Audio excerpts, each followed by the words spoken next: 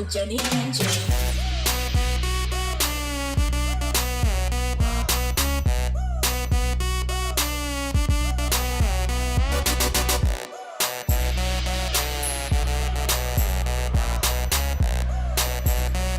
This is the Noonas podcast with Jenny and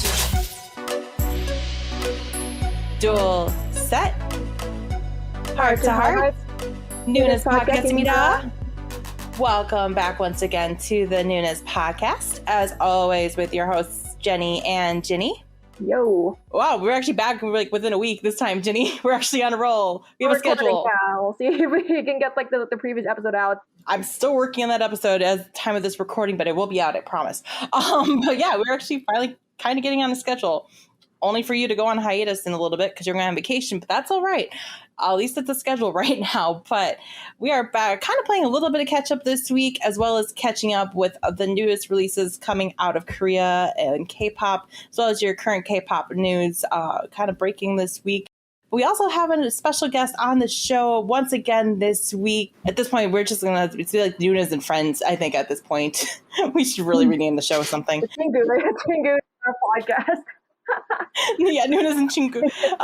But yeah, we have another special guest on our show this week. We have our good friend Maximus Turner joining us on the show this week. Yeah, say hi, Max. Hello, I'm Maximus Vicious on Twitch, and I'm Maximus Vicious on TikTok. How are you guys? Thank you for inviting me. I'm happy to be here. We are so happy to have you here. Yeah, it's our pleasure because we know like you're another really informative when it comes to K-pop. So it'd be really nice to have another voice and give some really different opinions for some of the music that we're going to be discussing.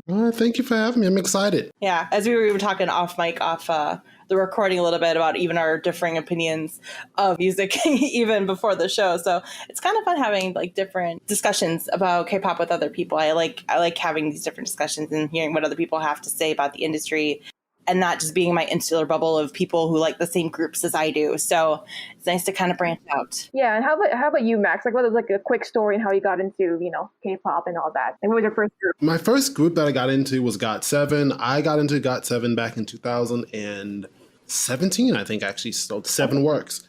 And the first first K-pop MV that I saw outside of Psy's Gangnam Style, which everyone's seen Psy's Gangnam Style. Yeah. The first one I've seen outside of it was GOT7's If You Do.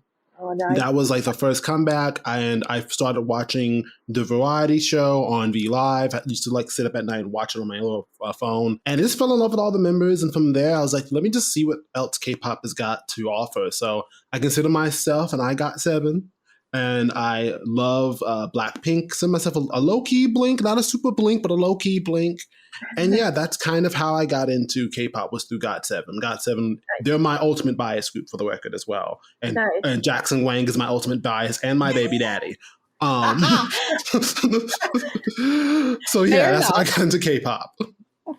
Fair enough. That man, yeah, definitely baby daddy says. Mm-hmm. I can only see the clown prince of K-pop. That's all I could see him. I couldn't see him as anything else. If he goes into this really hoish antics, I cannot. I couldn't handle it. No, go back to your meme, your meme stuff and all that. Yeah, go back to being a meme. Go back to talk about how you had little legs on your variety show. Don't.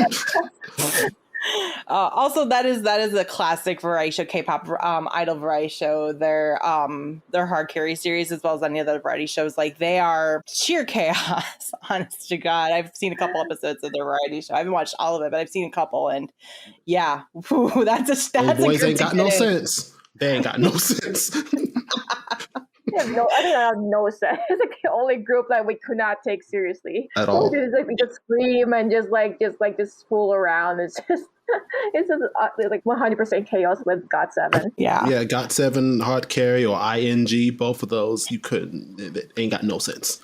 Always goofing around. So I'm sure you were really excited when they came back with their independent artist this year. Oh, I cried. I low-key cried. I cried when they announced that they were disbanding. When I found out, I was like, oh no. I was telling Jeannie, I was so upset. And then when they came back, I was like, yes. I was tears of joy, so happy. Yeah, when they disbanded, but we're still gonna be together, but we're just gonna be out of JYP's clutches. It's like, yeah, as soon as they said that, I was like, yes, like, do you guys be independent? Yes, it's like a bittersweet cry. Like, yes, like I'm relieved. Like, okay, now this band, like, they're not splitting up. It's just like out of JYP. That's it. Yes. That's all we needed. Just them out of JYP's hands.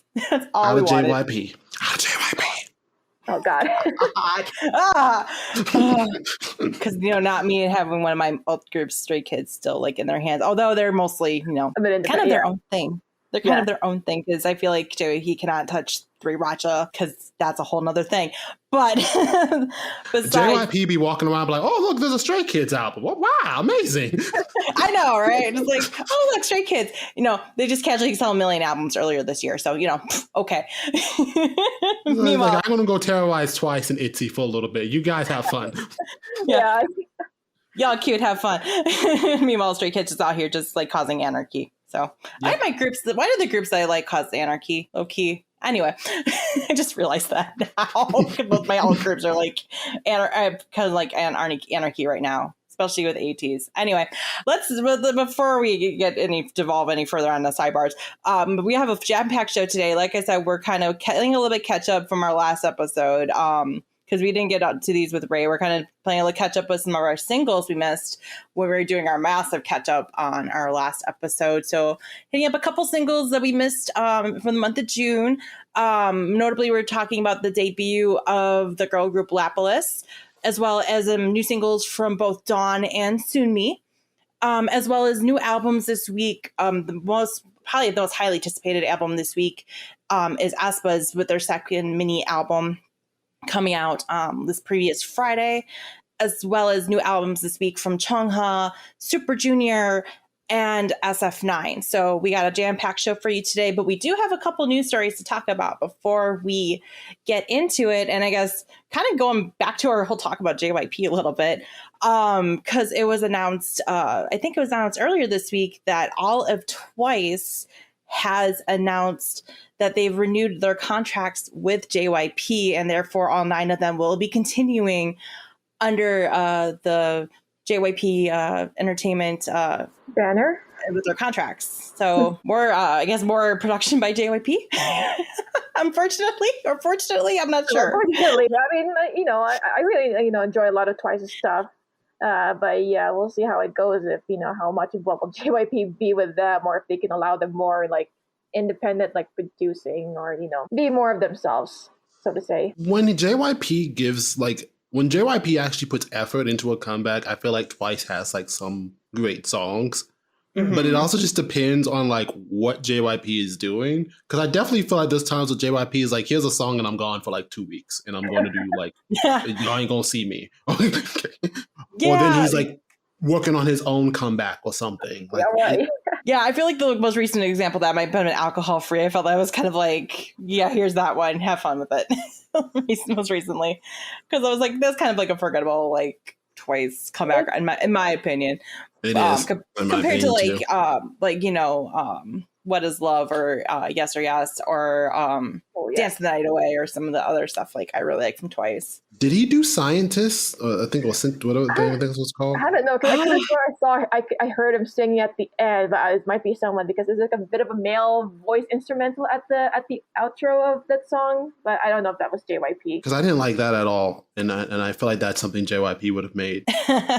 Well, yeah, that's a good question. I might have to go to Wikipedia to check that. I don't know if that was a JYP produced track because I feel like he always does all their title tracks, but occasionally he doesn't. I don't know. It'll be interesting to see because we do know there is a Twice comeback coming up around the corner soon. Oh yeah, I think they announced. Yeah, so, I don't know. I forgot when. I think coming out towards the end of August. I believe. Yeah, they announced it the day after they announced the contract renewal. We do have a Twice comeback coming, knocking down our doors here. So kind of already starting to fill up our, August, right? August is going to be like the month of girl groups, I feel like, between Girls' Generation and Blackpink at this rate. So there'll be like a tight competition because like they're, regarded as like one of the top girl groups in this day and age. Yeah, in the country. They're probably like the top girl group behind Blackpink. honestly. So it'll be very interesting to see how that competition will go, because we don't have dates on either of these comebacks yet. So also then to compete also with like the queens of the second generation, girls generation. So it'll be kind of interesting to see the top groups of like the second, third, and fourth generation kind of duking it out here in the month of August. So I guess stay tuned, everybody. But we also, on top of that too, it was just announced recently, kind of in a very interesting media move, that HYBE and Disney Plus have inked together a deal that's going to allow for HYBE produced content to be aired on Disney Plus coming soon. Whether that's going to be worldwide or not, that's to be determined, because apparently Disney Plus doesn't like to air a lot of South Korean produced stuff on the international side of things, aka the US Disney Plus. I'm not salty about that at all. Not salty about them not showing in this. Not at all. Not salty about them not showing in the Superimcation because it's airing. I'm not salty at all. You're not salty at all. You're very calm. It was announced, at least for the BTS side of things, because obviously BTS is HYBE's, they're the kings, obviously. It was announced that Disney Plus had inked a deal with HYBE, and with that, they are going to at least air two things currently, or there's two things in production that are going to air on Disney Plus. One being the BTS Permission to Dance on Stage LA show that was filmed back in November of 2021. So for those of you who missed BTS in LA at SoFi, you can watch it on Disney. You can watch it on Disney Plus coming soon. It hasn't announced when it's going to drop, but it sounds like that will be dropping. So, but I think I saw that when I got the ticket of it. So, because I think that was after they announced then they were going to Vegas, I think, at that point. So I know that show was pretty fun, but at least we've seen that, I've seen that show plenty of times already. So not new news to me. It's kind of old news. But what is kind of interesting is that the next BTS documentary, kind of docu-series where they do their movie documentaries, kind of documenting behind the scenes stuff, which they always have the title that's always with the BTS, beyond the stage. I think the next one's called Beyond the Stars or something. I can't remember what they decided to name it. Yeah, BTS Monuments Beyond the Star. It's going to be a new docu-series kind of doing their behind the scenes stuff. So they always do these kind of behind the scenes docu-series or movies kind of to show day-to-day life or kind of producing stuff behind the scenes, just kind of more interview stuff. That's going to be airing on Disney Plus too as well. But it sounds like it's going to be also showing not just the most recent stuff, but it's going to be showing stuff all the way back through their whole entire 9-year history as well. So that will be apparently available early next year. So it sounds like that's in production and will be coming later to Disney Plus. So Disney Plus still growing their catalog here and inking a pretty big K-pop deal here as they're bringing Korea and to the world, I guess. Never thought that would be Disney Plus, but here we are. From what I read, and I read the article a few days ago, so I might be wrong. Mm-hmm. But from what I read, they said that it was the Disney East Asian and Asian branch, I forgot the exact branch, that was handling the distribution, but there was no word yet if the U.S. market would be the U.S. branch would be carrying over the content. But it seems that it's just exclusive for Asia. Yeah, that's I think what's going to make it's what's making international armies a little peeved, because it's just making available to basically Korea, Japan, Singapore, basically the Pacific Rim on the east side. So any of the Western countries aren't getting that access. And Disney Plus, unfortunately, because I know people like to use VPNs and try to get the region block stuff. Disney Plus is really good, apparently, locking that stuff to those specific regions, even with the VPN. So the VPNs for Disney Plus do not work. Yeah, I've tried. So I know. Snowdrop. Yeah, which it was weird that the only thing they have had outside of Korea that's actually aired on Disney Plus overseas here was Snowdrop, because I wonder if so many blinks were adamant about having the drama air. I think also too, that was the first time I've seen Disney advertise a show heavily that wasn't something that they owned, because they don't own Snowdrop. That was just distribution. Yeah. Right.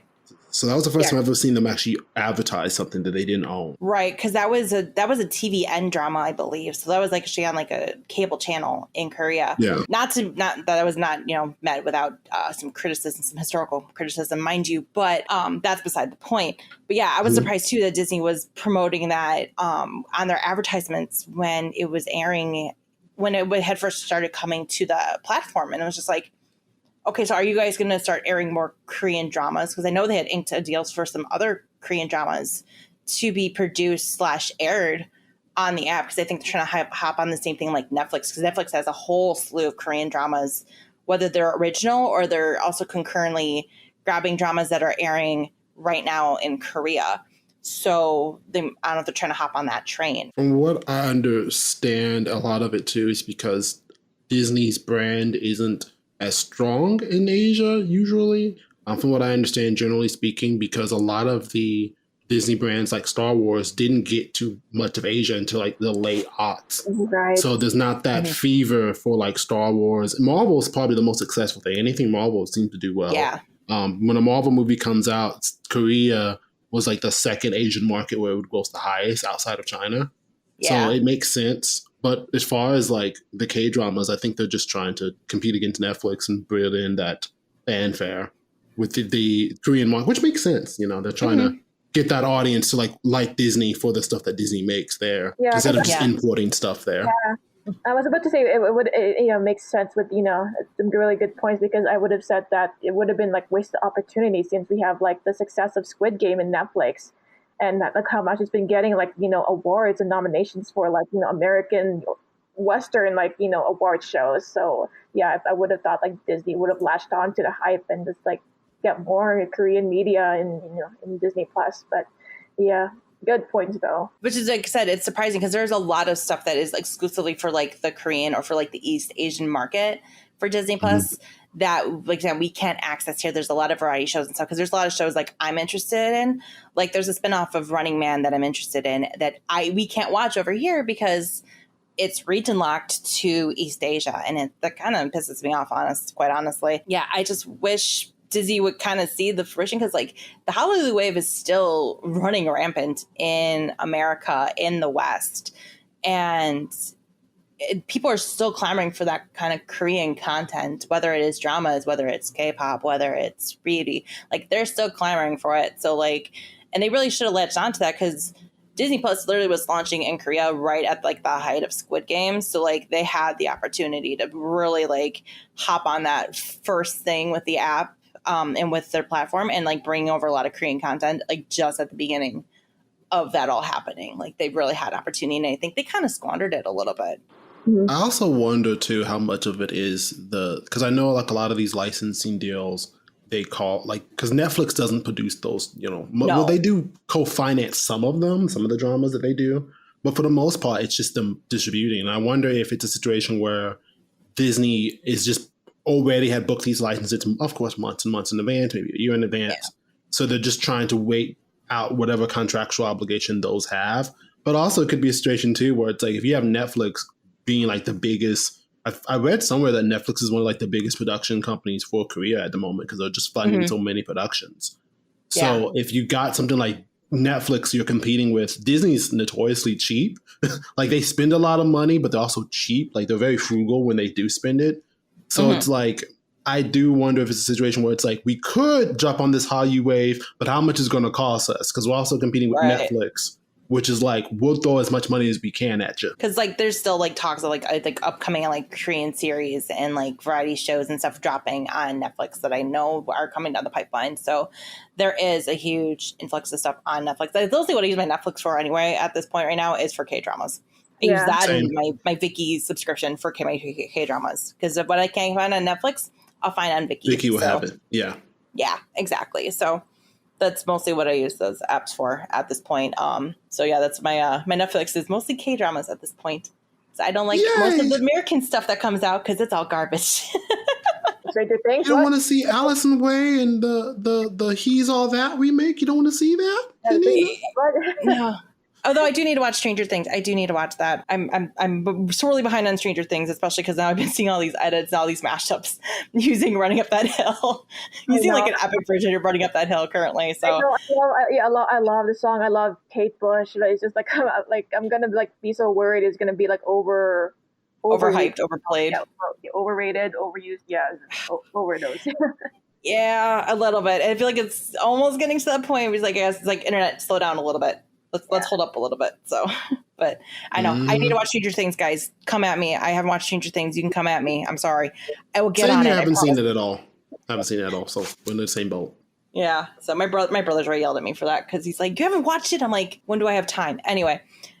But no, I'm interested to see if what it's going to happen if Disney does wise up and actually make it more internationally available. If not, well, I guess we'll see what happens. But we'll see what happens with this HYBE Disney Plus deal.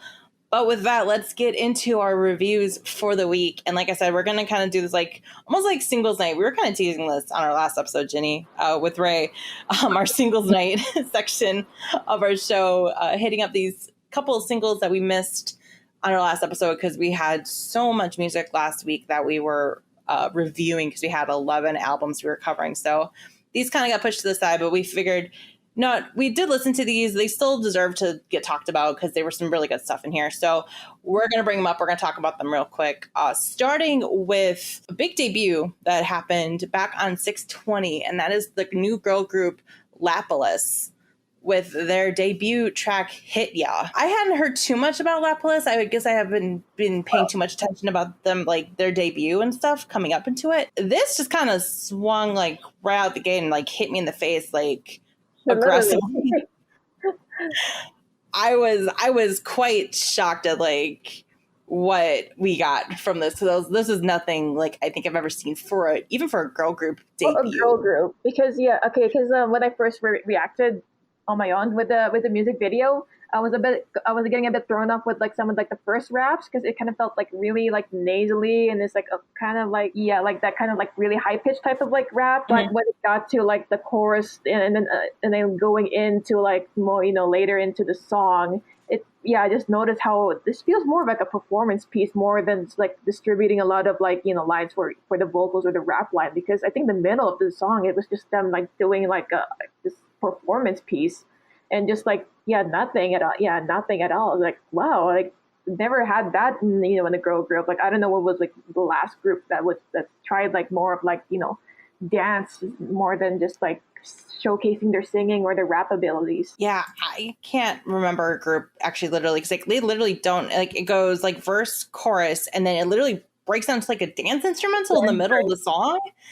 And then does another chorus after that. And I was like, and that's it. Like that, we were having a dance break in the middle of the song and a long dance break at that. Yeah. Too. And I was just like, well, this kind of seems weird. It seems more of like, like it's more of like a teaser or like a trailer of like, hey, this is what this girl group can do.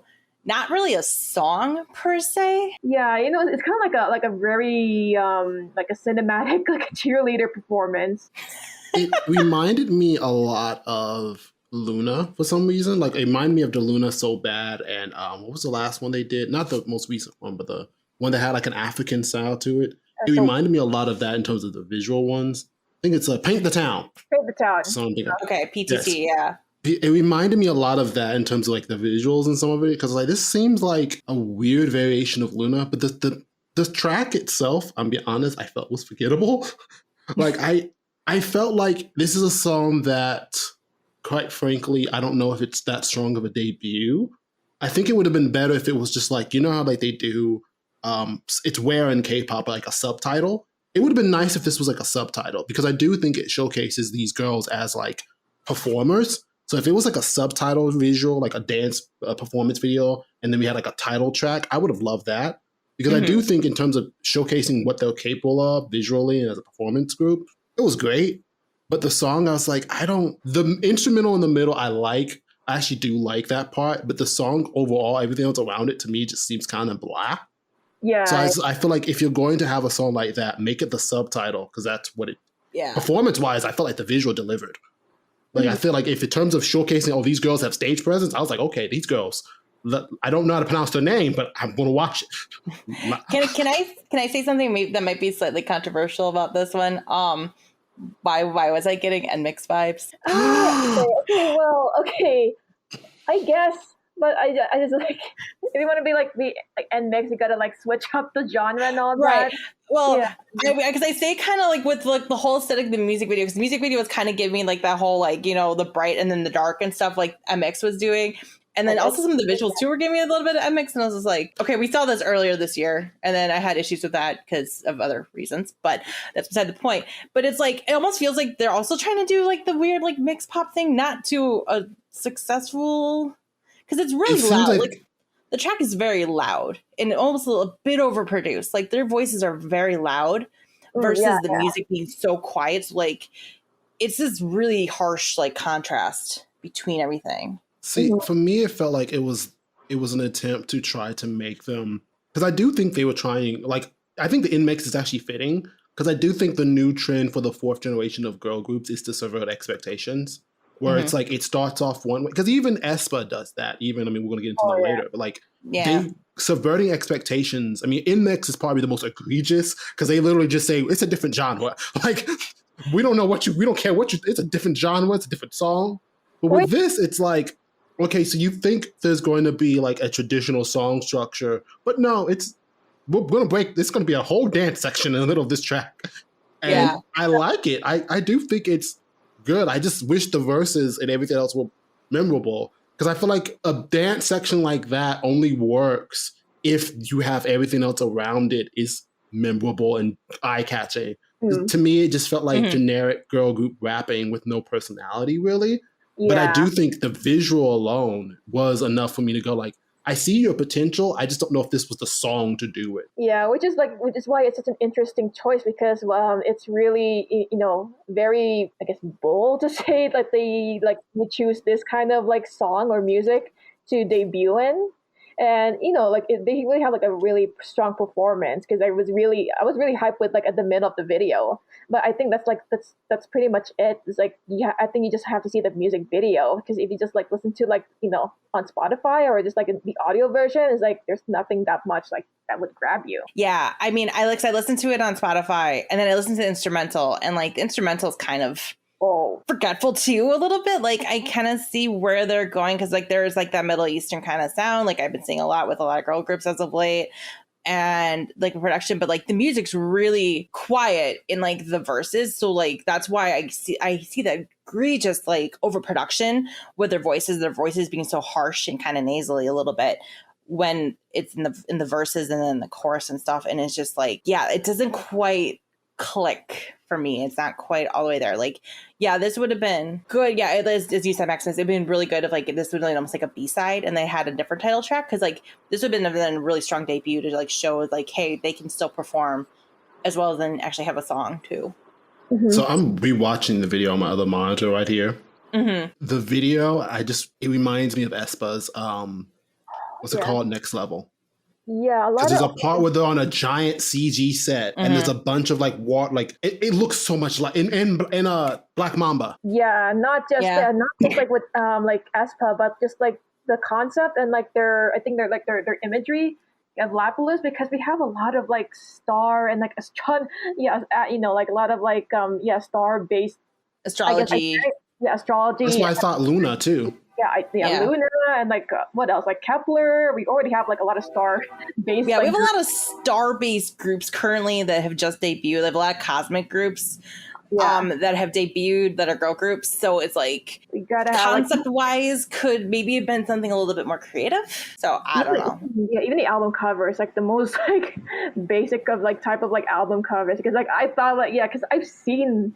I checked out the album cover, and it looks like it's like not that much budget put into it. Like I know like they're in a smaller group, but like, I've seen kind of like style with other, you know, like previous albums that I was like researching and like checked like some of the designs of. It's like very generic. I mean, they're under really good, relatively smaller agency. They're under MLD Entertainment, so that name sounds familiar. Who's MLD do? That's a good question, actually. That is a very good question. I should look this up. MLD Entertainment. To Wikipedia. Because I felt like when I was watching it, the video looked pretty expensive. That was another thing that threw me kind of off. Is that it looks like they spent some money on it. And it's almost, I think that's probably, and maybe this is kind of, because I do feel like K-pop has this issue sometimes where like the videos have to overcompensate for how the song is. I feel like all of the budget went towards the video because the video is heavily well done. But to your point about like the instrumental, I could see what you mean by it being overly produced. But I feel like it was also the video had to overcompensate for how loud, because it does get loud. And the video just gets random. It's like stuff, lore. I'm sure all of this is symbolism that some fan has figured out. It's just so much. It looks expensive. I will say that. They did for a small company.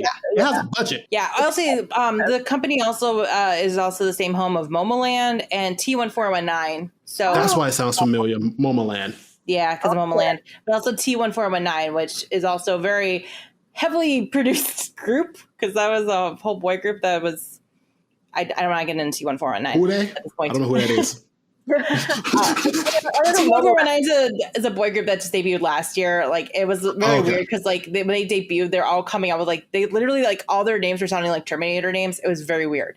It was all like T numbers. It was like, what is this concept? It was very weird.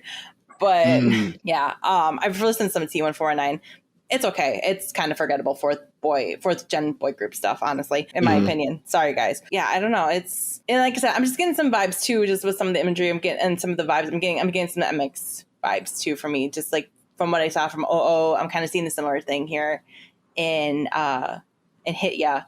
There's some similarities, like with the outfits, with like the bright colors with the whales. Like I was kind of getting some similar vibes of OO from MX and this. What do you think? What would you like? What would you listen more? Like NMIX's or this one? I'm giving you an ultimatum. That's a hard question. Yes, Jenny, you answer this question because that's not for me, is it? Because that's a question for me too. Would you rather play a game of Would you rather? Would you rather listen to NMIX or this one? Oh my god. Okay. Push the button. Wait, is tank an option? Tank, I can listen to Tank. I can listen to. Good one. Title tracks. The title track. Oh.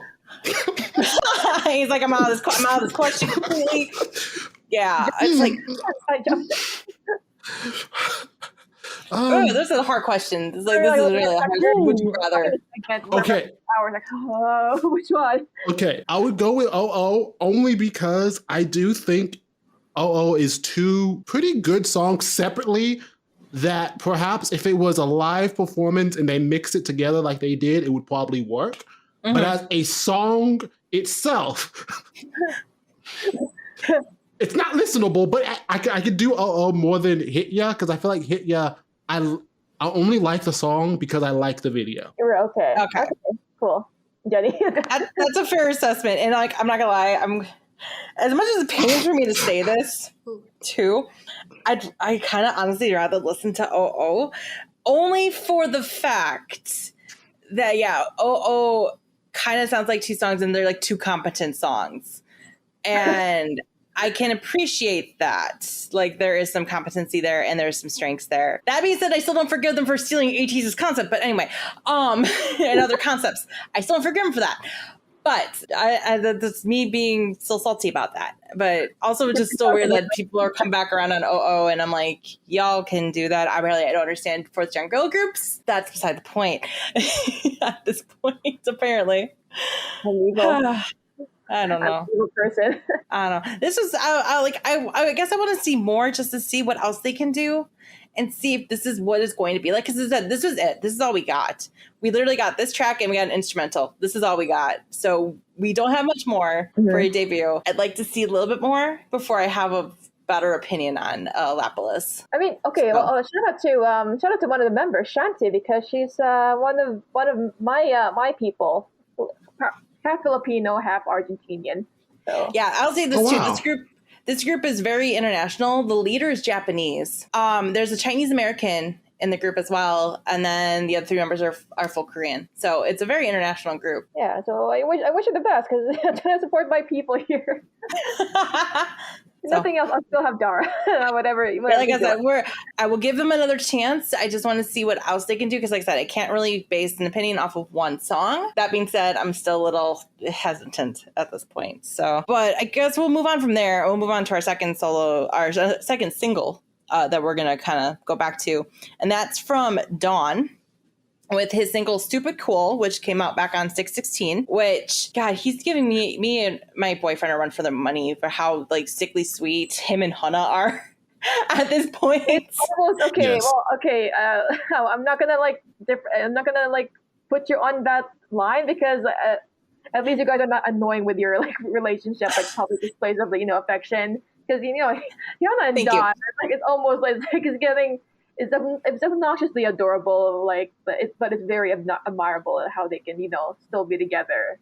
They want you to know that they are a couple. Oh, yeah, they want to. Couple, and they want to show it. I mean, the man literally like flexed in the song about the engagement ring he gave her. Like literally flexed about the ring. No, Like it's got 7 stones, y'all. It's like, okay, we get it. engage, or you're happy with it.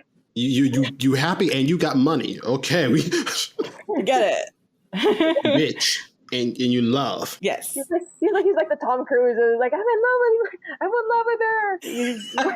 You see him jumping on the couch next to Oprah. I'm in love with Hannah. He's like him, just like grabbing on his side. He's just like, Oh my God. oh, I want to see that. That's a scary image actually in my head. I know. Okay, looking back to that video, like I don't remember like how freaking uncomfortable that video. Like, oh, okay, I'm sorry. Yeah, that dude's not in his right mind. Yeah, there's some like the video is very strange.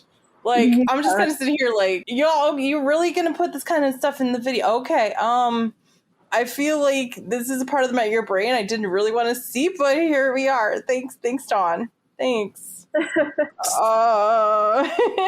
So I was surprised about the video in terms of how much like they got away with like there's like the Fruit Loops mascot in the background. Yeah, like, there's like a lot of like clear like this is like almost copyright infringement. Don, these are definitely copyrighted characters I'm seeing here. The parody, for the sake of parody, it's probably there's some like a loop. Or is a parody? Yeah, convinced like Yeah. oh no, it's a parody. Yeah, it's like bordering on like that parody, like making fun of kind of law a little bit. Because like that the Bugs Bunny one too. And it was just like, yeah, he's pushing at that very, very close. And rewatching the video again, I didn't realize this, but like my dude has girls in do-rags. I think they're do-rags. Those aren't do-rags. Some sort of hair thing that they're meant to look like do-rags in the background. I didn't realize that before the first time I watched it. Like I was like, oh, he has girls dance, which because Don does that a lot. I notice he'll do a lot of women's choreography, which I think is really progressive and dope because you don't really see that. A lot of the male idols get weird, even on variety shows when they have to imitate women choreography. Oh yeah. So it was kind of cool to see it. The video I think is really. I mean, it seems like Dada Hyuna. It seemed like an extension of the ping pong video, to be real. Like the absurdness of like ping pong, where it was just like stuff. This is just it again. It's like almost like everything on the childlike imagery, and it's like so vibrant. It's like overwhelmingly vibrant and colorful. I think like this is like the style of like Hyuna and Dawn are doing because they have like a lot of bizarre clothing choice, which is their thing. And just like people like riled up and how they look and all that. So yeah, it's like he's the Joker to her Harley Quinn. But very much. Like with the abuse. Take away the abuse. Minus the abuse. Yeah, it's people comparing it to like the Machine Gun Kelly and Megan Fox, but better. No, that still has abuse in it. We got to move that one out too. Yeah, that's abusive and weird as well. I guess this is like weird and quirky, but without all of the abuse. So I guess couples goals. I don't know. Yeah. At this point. But as for the song itself, like I mean, it builds up kind of nicely. Like I like the fact that it's like this like very like rock hip hop, like, and it builds up like it kind of builds from the verse into the chorus, and I like that. I like the groove of it all, and it fits really well because it kind of does fit with like the child like innocence. I guess he's kind of playing with in the song. But yeah, it's just like the music video just like screams like OCD to me. Like it's like if you have OCD, like it might be a little too much, like a lot coming at you. I I feel like I like the song. So this is something that I still can't get over. Don sounds too much like GD. So much like GD. It's even looks and he looks like him too. It's so hard. And so when I'm listening to this song, I'm like, this is good. And I mean, the sighness of it all at the end where it's like, go stupid, go stupid. I like that part. That's actually my favorite part of the song. I wish that part was actually integrated more throughout the song a little bit. But like the GD-ness of it all was just like that part stood out so much to me. Like this felt more on the nose, like him taking kind of, what's that GD video? I forgot what it was. Where he's shirtless at one point in the video. Oh, God. Oh, man. You know what I'm talking about. He has a fur coat. He gets kicked out of a star. I'm a cha-cha. I have the video in my head, but that's what it reminds me so much of. In terms of like that vein of GD. And it's like, this felt like the most influenced by GD, even though I know Don probably in his, because he produces his own stuff and like works with Psy on stuff. And he even worked on Chunga's albums. And this one was produced by Psy. It looked like this one was like solely produced by Psy. Well, you can tell too. Yeah, you can tell because like you can really tell like the sound of like, you know, P Nation and like their production. And it's very much in the vein of like, oh, this is under P Nation's style of music. You can tell that this was Psy, just the way the song builds up. Because it has almost it's designed for you to dance to the chorus. Which Psy loves. Psy doesn't do a song that's not making you dance. To make you dance. Because when it gets to like the chorus and it's like a bit of an instrumental thing with like just a bit of the kazoo sound that you hear in the chorus. And not that much of like, you know, chorus or like lines implemented on it, but yeah, like the music that they made is like really gets you to, you know, dance with it. Exactly. It's very much it's a very very dancey chorus, honestly. But yeah, I think I'm trying to remember if that video. I think it's a coup d'etat from G-Dragon. I can't remember if it's coup d'etat or not. I don't think it's coup d'etat. I'm looking at it right now. Y'all keep talking. I got you. I don't know. I'm trying to remember my G-Dragon videos right now. I'm having a lapse of conscious thought at this point. But yeah, I don't know. It was just like at this point, because I also think like this is kind of interesting, like because it's like this is, you know, stupid cool, and then Hana's last one was I'm not cool, so it's kind of feels like, you know, obviously them ping ponging back and forth between their tracks. Hey. So and the song I was thinking of is Crooked. Oh, Crooked. Okay. Yeah. Crooked by GD. Okay. That's what the music reminded me of, and how he sounded vocally. Yeah, like did he say that he was inspired, or he looks up to GD? That's why it kind of looks like that, or what? Like, does he ever like mention GD as one of his inspirations? I don't know, but he looks and sounds so much like him. I would be surprised if he's like, no, GD. I don't look at GD, but yeah. Yeah, that's true. Honestly, quite honestly. He might be. I don't know. I honestly quite don't know. But Jeannie, what did you think of the song? Oh no, I think you guys like pretty much covered it because I think it's a very enjoyable thing. I think I just probably wouldn't relate because it's like this is such a dedicated tribute to Hyuna. I think a lot of like the songs currently made with Hyuna and Donna are just like in dedication of like their significant others. Yeah. I just have a question. Yeah. Did he propose to her with this song? Because I feel like he did. No. I don't know. Yeah. I don't know. It very much feels like that. I will say, it's of his solo stuff. It's his best song, I think, hands down. Oh, okay. Yeah. I think, yeah. Yeah, I still enjoy like Don Diddy Don because I think the beat like adds more like percussions to make me like go dance and all that. I think that like this one has like more like technicality on like some of the produced stuff. Yeah, no, I agree with that, and I kind of do I like Don Diddy Dum. I think just had this kind of interesting like funky beat to it. So I maybe like Don Diddy Dum a tiny bit more than this, but this is kind of close to it. I think I like Jesse on Don Diddy Don. That's my favorite part on it. That was a good feature. That was a very good feature. Yeah. Hey, Don, what's going on? Just how she answered in that music video. Wow. She slayed. Well, she always slays, but that's beside the point. But let's move on to our next track, and let's move on to our third and final of our singles here. And that comes from Sunmi with her single Heartburn, which dropped back on 6/29. I don't know what it is about Sunmi with having these like beautiful like vibes and grooves to them. But then the material of the song is like always dark and kind of has like that. Yeah, like, okay, this is remind me, like, I know she always does that in a lot of her title tracks, but this just like reminds me of like Pumped Up Kicks. This is her Pumped Up Kicks, song. Yeah, without being, I think, that explicit in Pumped Up Kicks, kind of in a similar vein. Yeah. I really liked it. I'm seeing Sunmi in concert in September. So I'm excited. Bought my ticket, excited. Very nice. I really love I love the song and I love the video. I love the story of the video, how it's like, I felt like it was this is just this is a fan theory, but I felt like it was a continuation to her Siren era, where she was saying she was a siren, like she's kind of a siren. I mean, the teasers straight up, I got spoiled on the teasers. One of the teasers did say that she's like a mythical being that kills people with her love. So like, it's not, so she is quite literal, but they don't say she's a siren. So I'm like, okay, maybe she actually is a siren. And I love the way they did the video, because to me, it seems like they're emphasizing this idea of like her having a love that she loves so much and wants so much. But at the end of the day, the person that gets destroyed isn't her, even though the song says it's her.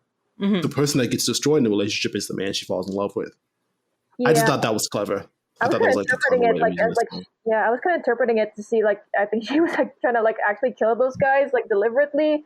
I didn't think like she was doing it by accident, but it just reminded me, because I know how I like how the music video tries to make it like periodical, or try to take place in like during the 60s or even back in like the 1800s, because she jumps back from like different timelines. But it's just like kind of reminds me of some of like the real life stories of like how this like some like Black Widow type of like figure like lure someone like guys in and just like kill them by in different ways. So that's kind of it's reminding me of some of like those real life stories. Yeah, I was definitely getting this like Black Widow kind of vibes. Like, yeah, she's like a mythological like Black Widow in a way, where she's like destroying the men that she loves, even though she really wants to love the men. Like, so you can tell like in the music video, especially with the first one before he inevitably dies, she really wants to love him, but she can't, because she's going to inevitably kill him. And that just keeps happening throughout her whole history. And yeah, it's kind of this cool juxtaposition with the lyrics of the song, where she's the one usually destroying the love and not the man getting destroyed. You know what I mean? Yeah. I think the translation was like, I'll let myself, like a rough translation that I read on one of the lyric videos was like, I'll let myself be destroyed, is what she says in the song. So it's like, but in the video, and there's even too, like at the end of the video, she's literally crying over these men. You see all the pictures around her of the men that she loved and they all died. It's like I feel like what I kind of took is that she's a siren, that like she loves these men, they die no matter what. But at the same time, it's like she wishes she was the one being destroyed. Like every time she falls in love, she's hoping like, okay, if there is going to be a death, the way I interpret it with the song is, let it be me and not you, but it's always them. Yeah. And I love that Sunmi does that with her videos, where like her songs, I feel like are always kind of a juxtaposition. Like, as you were saying earlier, Jenny, it's like they always like a juxtaposition to it, where it's like, this doesn't seem to go with it, but it fits so well thematically. And it tells like a coherent story in a way that K-pop videos used to, with a narrative, but not with an actual heavy emphasis on narrative. That's what I always like about her videos. Yeah. Yeah, I always like see Sunmi as like she really portrays like a femme fatale, figure in a lot of her, her persona, and even like in a lot of her music videos. Like this is like what the vibe that she always portrays.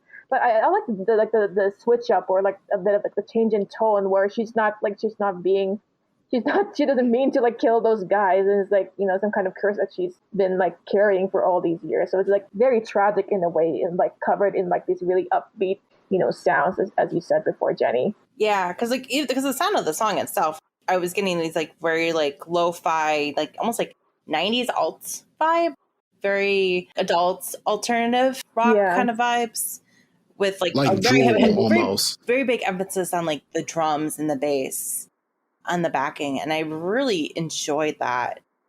Very different than what I've seen from her in the past, and from what I've seen in a lot of K-pop as of late, really have the emphasis on that, and just have her vocals really shine through on the track itself. Really kind of, again, adds to that element of like that sorrow that she's portraying in the song. Yeah, this is my goth girl, this is my goth girl, theme. So when I, like do like a depressive dance, I would like just like play this. Yeah, because like the sound of the song itself, I was getting these like very like lo-fi, like almost like 90s alt vibe, very And it was Sunmi said in when she was promoting Gashina, well, I think it was after she was promoting Gashina, she was surprised how so many men were afraid of her after listening to the song. And I wonder, I'm just joking, of course, but I wonder if this song, she's like, okay, guys, see, I'm not that scary. Like, listen to this song. And then you watch the video, it's like, oh no, you're still pretty scary. Like, I mean, yeah. I mean, I'm also looking back at like Tail too, and I'm just like, yeah, maybe tiny scary. I mean, not in a bad way, but Miss Catwoman Tail and the teasers and everything. Oh, thanks for reminding me of that. That was my favorite, song. Yeah, that was a great track from last year. But I will say too, continuing off of Childhood, because she had a B-side on this as well, Childhood. I like the fact that Childhood kind of continued with this like lo-fi sound throughout. I really like just the quality of that song. A lot of, again, that prevalence on that bass on that song. I also like the way they modified her voice a little bit to kind of sound like an older recording. That gives me a lot of like, a bit of a 70s like folk rock type of sound, because I think it kind of continued from like her Tail single with her like her B-side from that album. And it kind of like reminds me of like, this new B-side from her for Heartburn. So yeah, I think that sound of like that bit of a folk rock tinge to it kind of fits her so much. And I love the fact that like she's embracing it too with the folk rock sound, because I don't know if you saw I forgot what channel she did, a YouTube channel where she was playing I don't know instruments really well. It was a guitar I think she was playing, and she's playing the whole thing instrumental. I thought that was like, oh my God, you better come through with the guitar. You better play that guitar, girl. And it was I love her embracing this whole era. And then also the juxtaposition of like the live performances where she has like the giant fans beside her. I don't know what symbolism that's supposed to be with them, like what they're supposed to be doing with that. But I just love like the way she's incorporating like all of these different eras, because it still feels very much like a K-pop song. But as you guys said, there's this folk rock to it, and it kind of reminds me a little bit of like Jewel when she went into a like pop era. Yeah, that's kind of what I was getting, like the early 90s. 2000s. That's what I was getting, like the 90s, early aughts, kind of like all like adult alternative sound was kind of version that kind of touch of it. So yeah, Jewel's a good I loved it. person. Yeah, I really like this. I always like when Sunmi comes out with new stuff. So she always really brings up some really, really great stuff to the scene, and I'm always pleasantly surprised. I'm kind of sad she's not coming nearby here for this tour. Kind of disappointed, but have fun. I got lucky. I was surprised. Have fun. Yes. Have a lot of fun at that show. Should be a great show. Will do it for our singles of this week, our kind of catch up on singles. But let's move on to the actual albums that we're going to review this week. First one is probably, like I said, the biggest release of the week, and that is from aespa, and that is Girls, the second mini album from aespa, coming out back on 7/8 with the title track Girls. I will say this, it is not as like crazy dynamic with like the mixing of songs as we've seen in the past. Like we've seen like, I think with Savage, we saw with Next Level and then Savage. Yeah. So I think this is like, more of a return to form, like to how they made in Black Mamba. But I think for me, in my opinion, I think it has a lot more going in terms of like the arrangement. I think for me, Black Mama feels a bit like monotonous with like the arrangement, because we got like the verse, the pre-chorus and then chorus, and then like it kind of repeats until like the final bridge. But I think this one has like more things going to it, because there's like a rap version, or there's like the rap line, the vocals, and a bit of a dance break. So I think a bit more layered than dynamic like composing of this music. I feel like in terms of like Savage or Black Mamba or Next Level or even now Girls, I feel like I like Girls a little bit more in terms of listenability. I feel like it's easily the most listenable of all of the songs. Next to Savage, I think Savage you can just dance and twerk to the get me now. Like this, you can just twerk to that. But what I like about Girls in terms of its production, I do like how it feels like a very much 90s / early 2000s Black R&B girl group. Like I love like We Them Girls, like it feels like something that would have came out of a girl group of the early 2000s. And I like that it captures that. It's also the one track from aespa that is a song that just throws a whole bunch of lore at you. I mean, I feel like I said this to you on a Facebook post, like I feel like I've missed several chapters of what's happening in this lore. Because how did we go from Black Mamba, like blinding Karina, to now in the song say, I ain't afraid of you, Black Mama? Like, I don't, in the opening verse at that too. It wasn't like it built up to that. The opening verse is literally like, Black Mama, I'm here to fight you. Girl, it's a fight. We're going to go to toe to toe right now. We them girls. I was like, this is pretty aggressive lore-wise. But in terms of the production, it is so good. I love, it reminds me so much of like the girl groups of the early 2000s, of like that B2K era of girl groups trying to mimic B2K and the boy group sound that they had with the Diddy sound. And how Diddy run that to girl groups of that era too, and other producers try to copy with Teddy Riley and all that. It reminded me so much of it that's why I'm like, okay, this is probably the one that I could listen to in the car. Whereas with Savage, I feel like I could only listen to the chorus because then they just start singing high notes at the end of Savage and the song doesn't know how to end. Yeah, that's the biggest critique.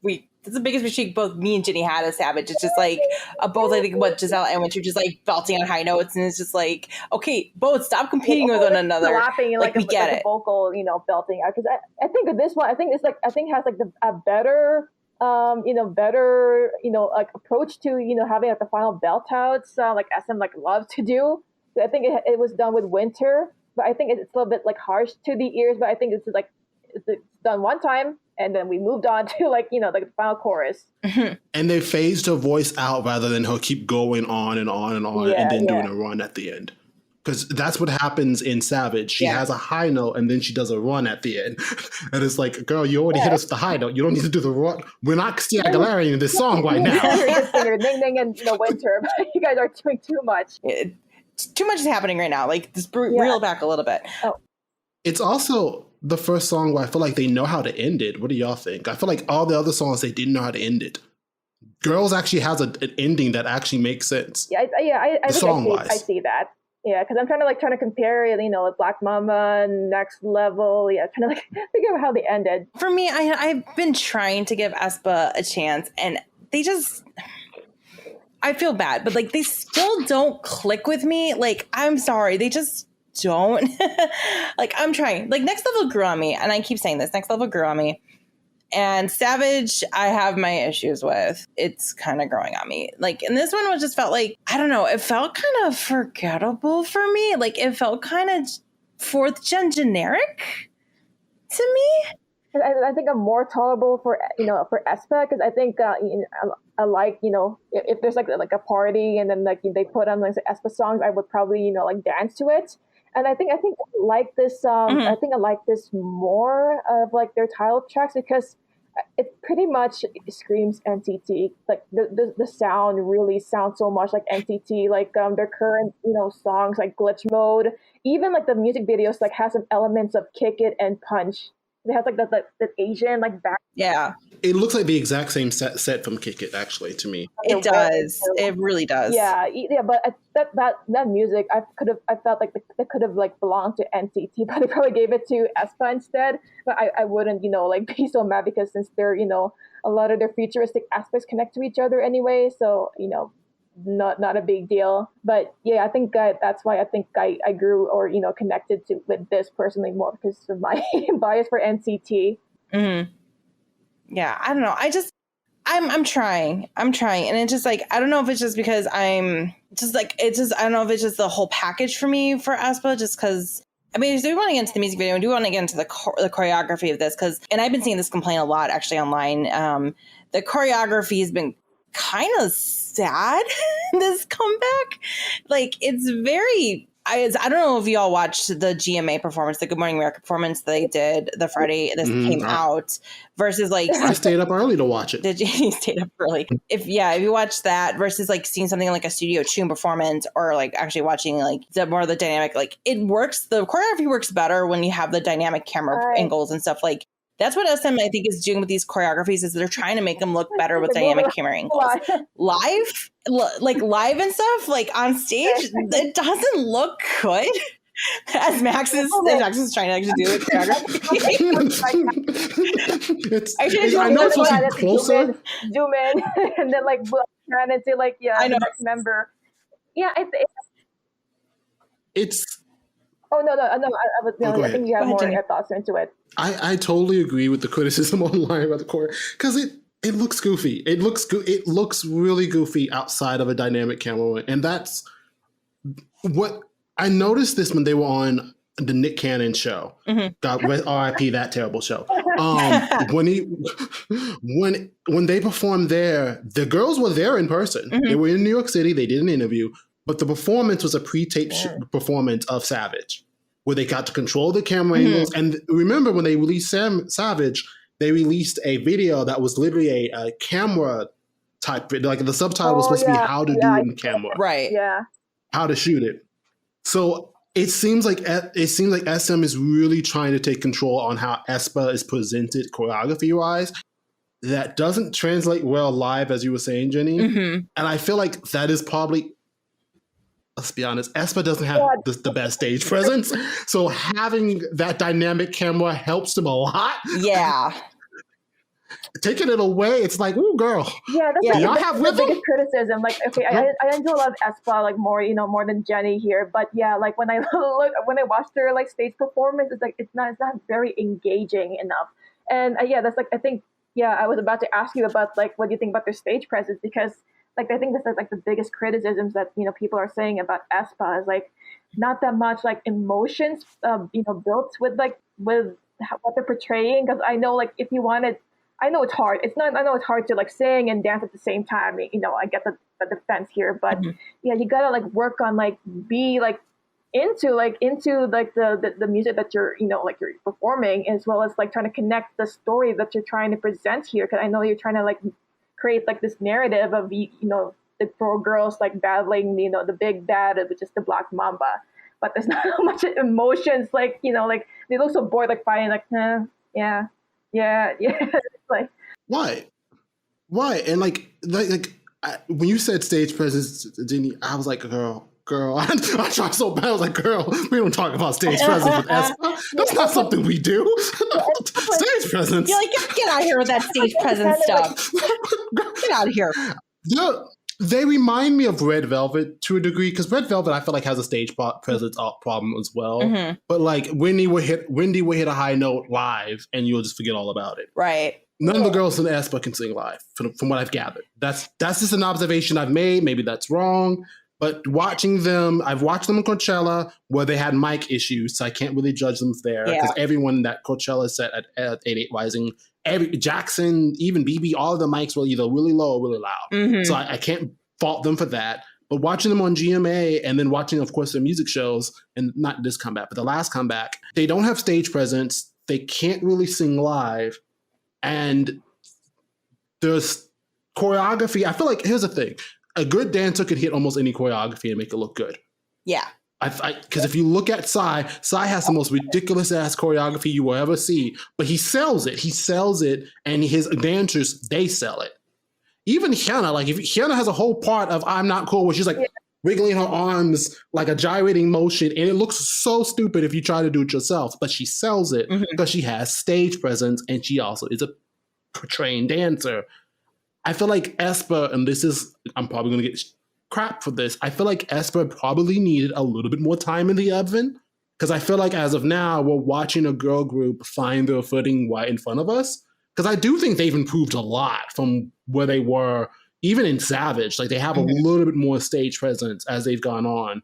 Even with Dreams Come True, they had a little bit more, they've gotten better. Yeah. But my God, that GMA performance, and then it doesn't help that SM doesn't invest in like stage production either. No. Like they don't even overcompensate with that. They're just like, girl, you're gonna go out there and you're gonna try. Okay. You're just gonna go out there. Like the most of the best is like VR stuff, and that's about it.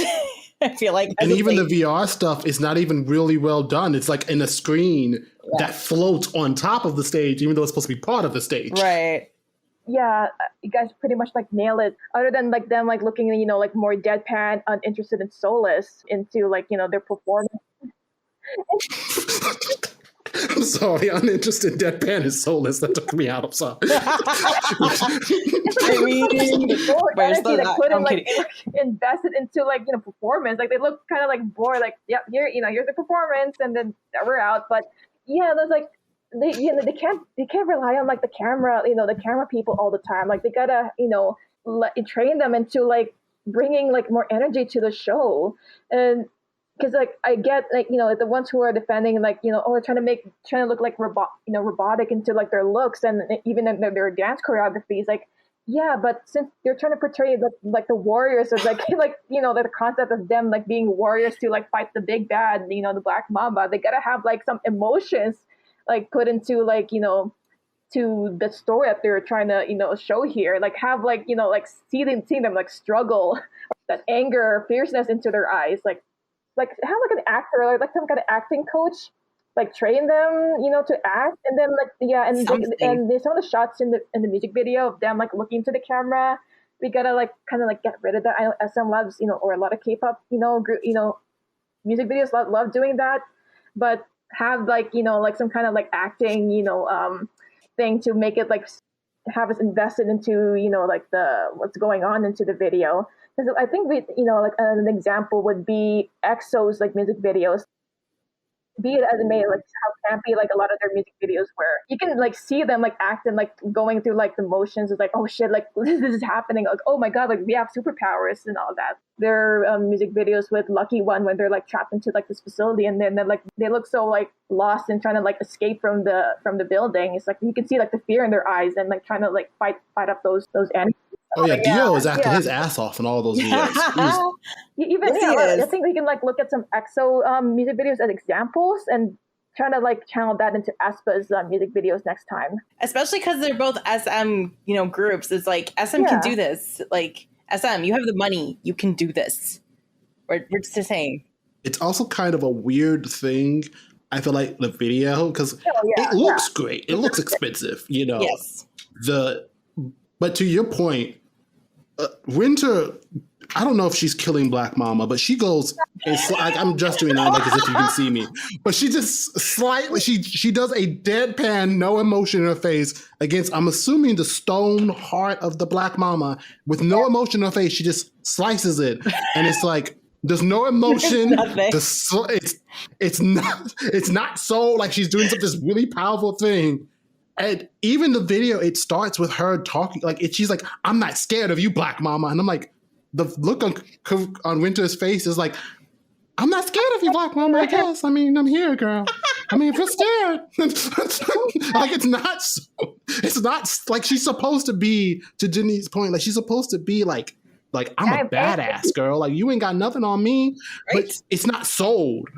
Yeah, it comes up as like awkward, like it kind of like it's like a bit of like a Disney Channel vibes with, you know, like the action and all that. And yeah, if like you want to like have like, you know, like make me like really care what's going on, like you gotta see like the anger and like see them like struggling, like see like, oh my shit, like oh shit, I don't know what to do, like some conflict that's making them like trying to like that's making them kind of like beat up or like, you know, kind of beat in some of the parts, but trying to like, you know, prevail at the end.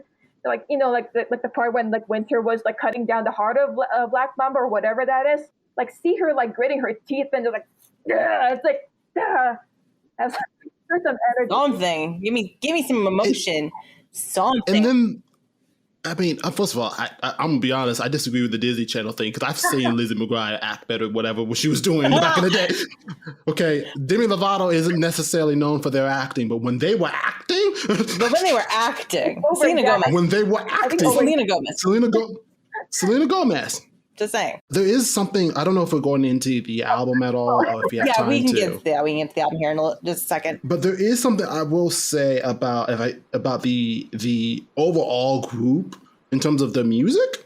I think they're there. I think they have the music to where like, okay, they can gain a fandom with this type of music. Oh, what's the song I actually had? I think it's Lingo that I like. It's like, this is our Lingo. Mm-hmm. Yeah, it's Lingo.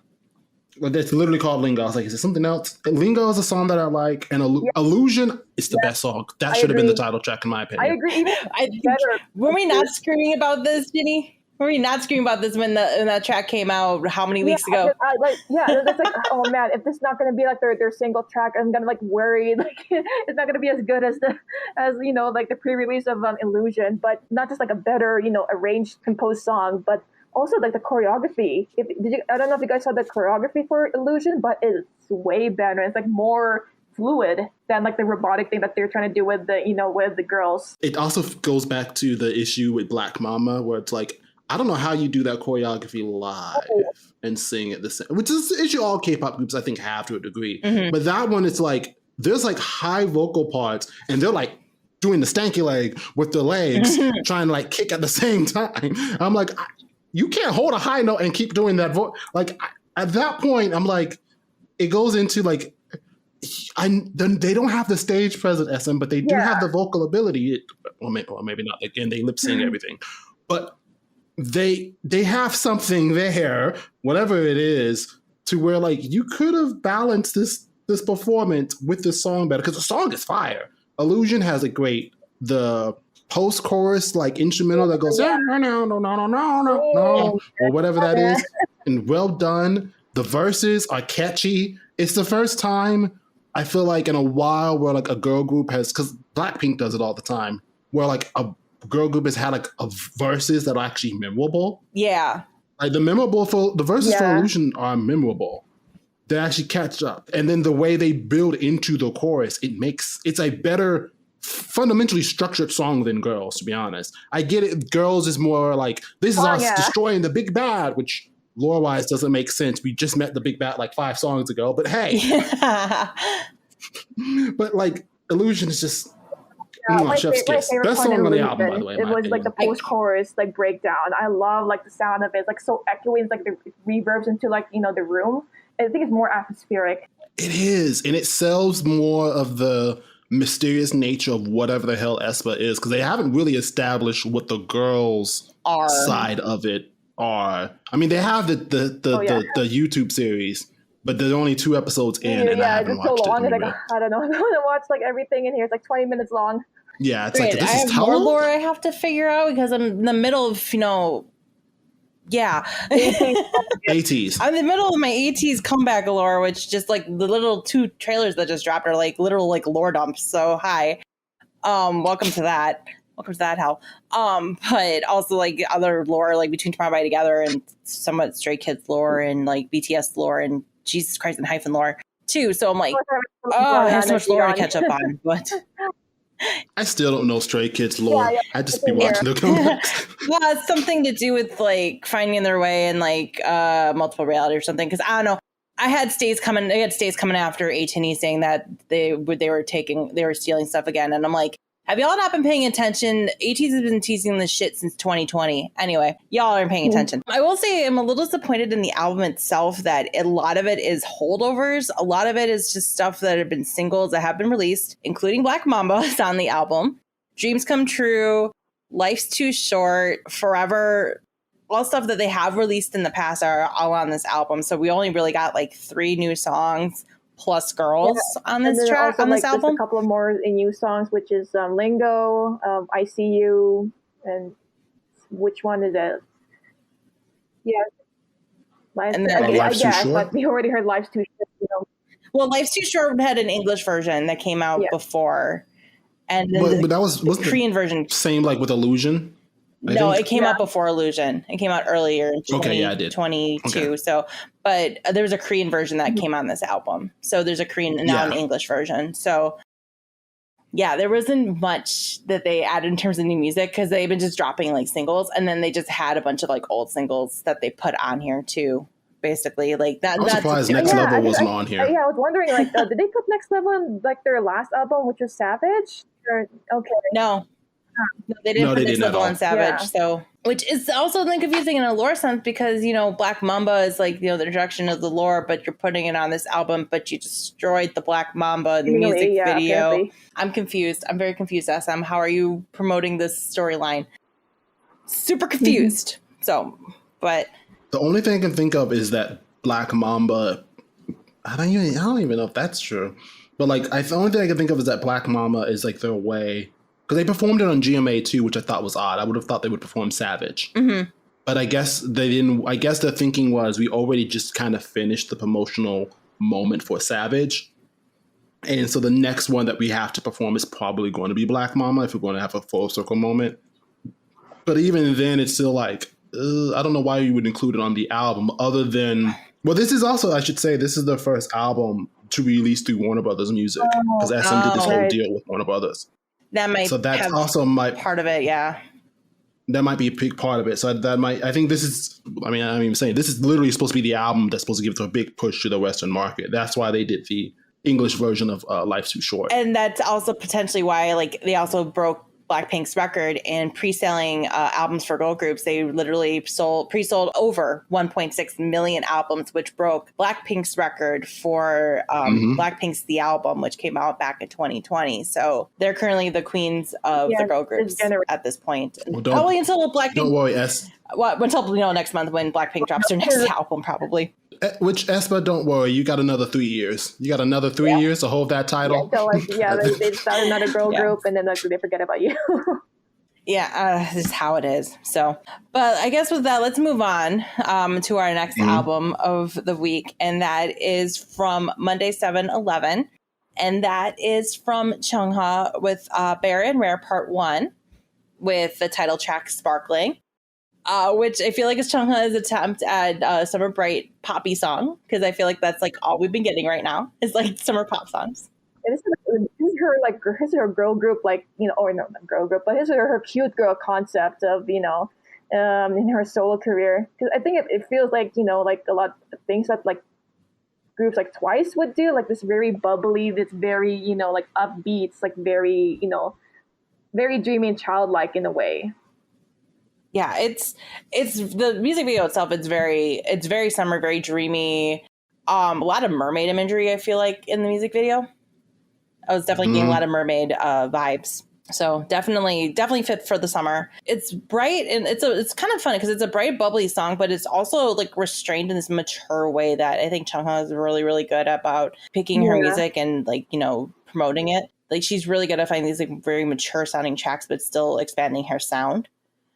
And yeah, that's the thing. Then when I was like trying to analyze Sparkling, because you know it's very, you know, like the cute girl, you know sound, but I think she's able to like incorporate a lot of her, like, you know, her style as Chunga, like, you know, the solo artist into it. Like I can still tell like, oh, this is, you know, this is her style, this is Chunga's, you know, music. Yeah.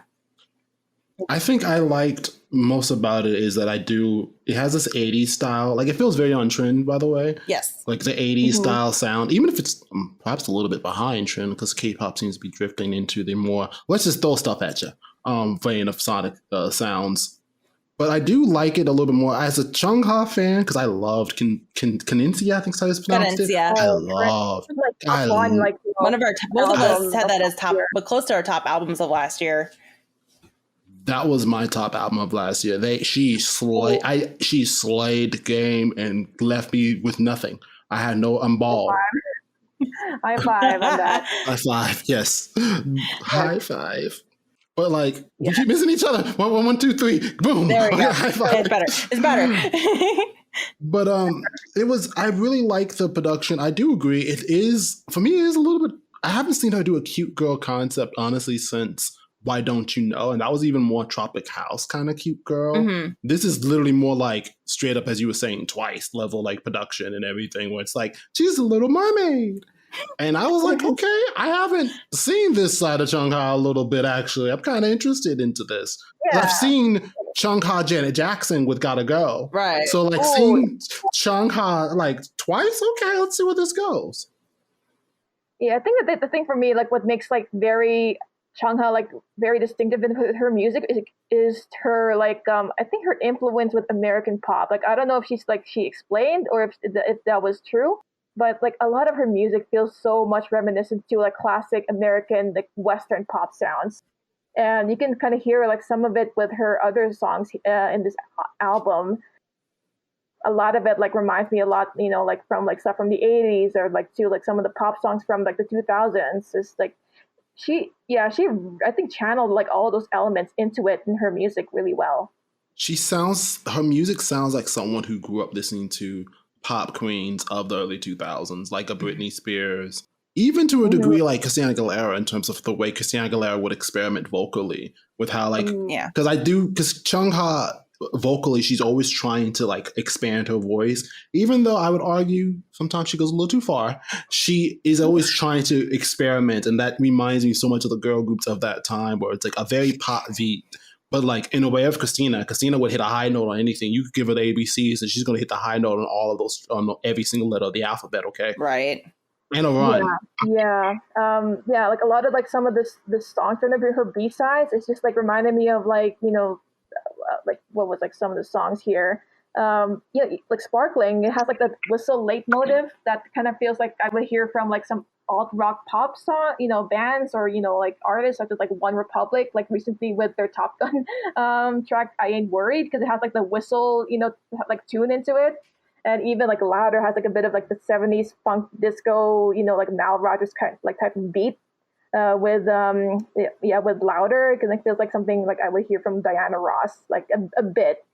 Even like California Dreams, like 2000s type of pop with like Katy Perry and all that, and Love Me Loud feels like so much like a Madonna, Lady Gaga empowered type of like power anthem.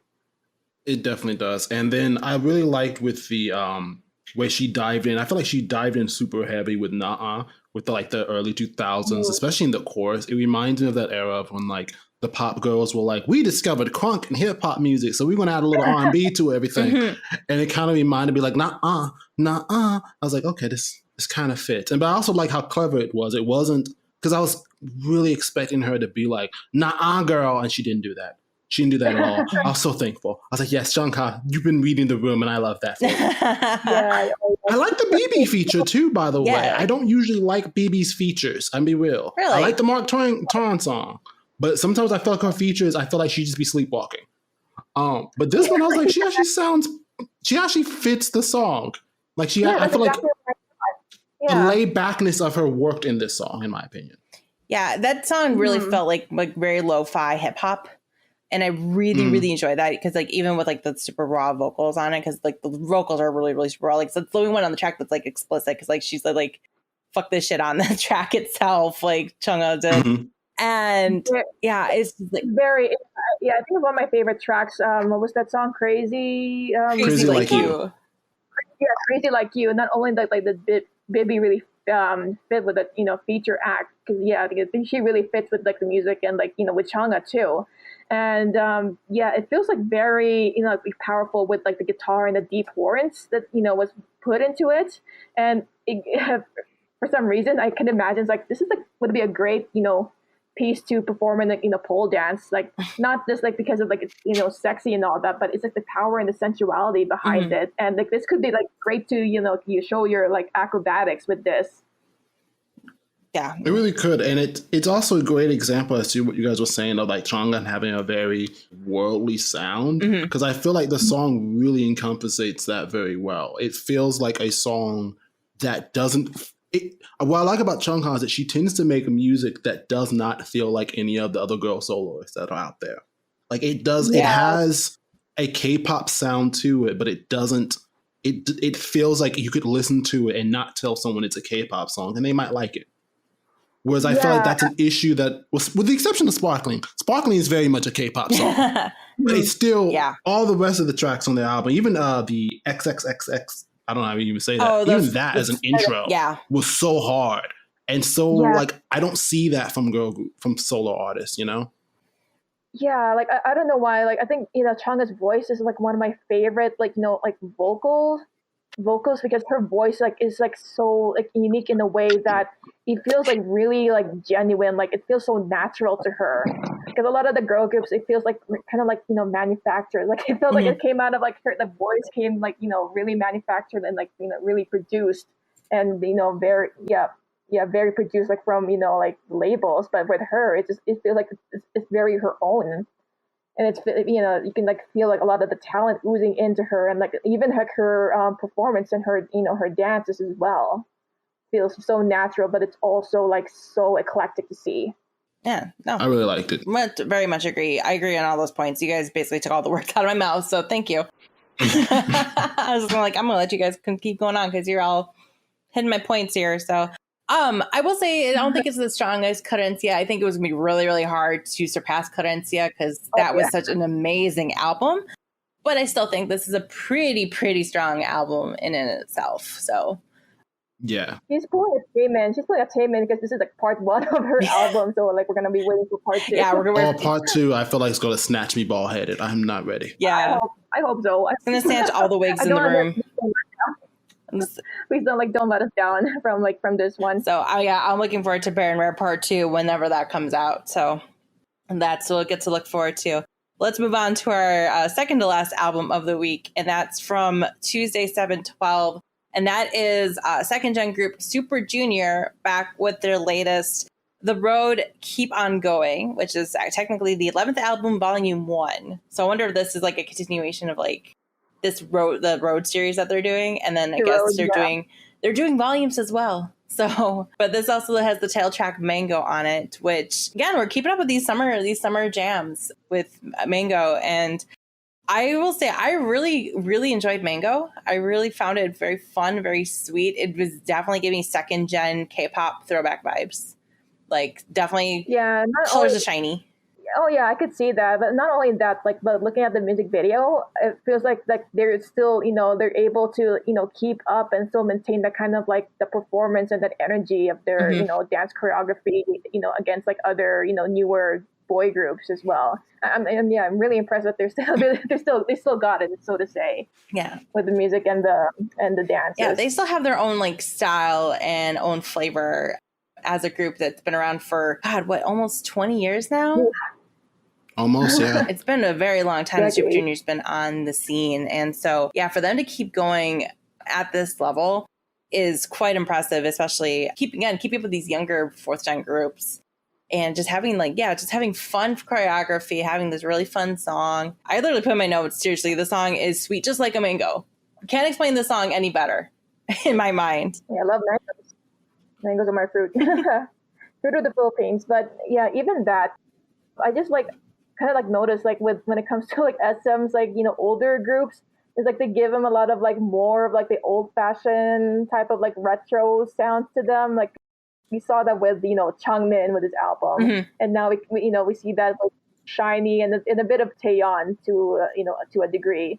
But I love how that like they're giving him like more of like the old fashioned type of like genre, as opposed to a lot of the futuristic sounds that they're making with the Kwangya Squad, with NCT and aespa. I think I really enjoy a lot of more of like the soulful sounds, because I think with those productions with the music feels more genuine and very like down to earth, so to say.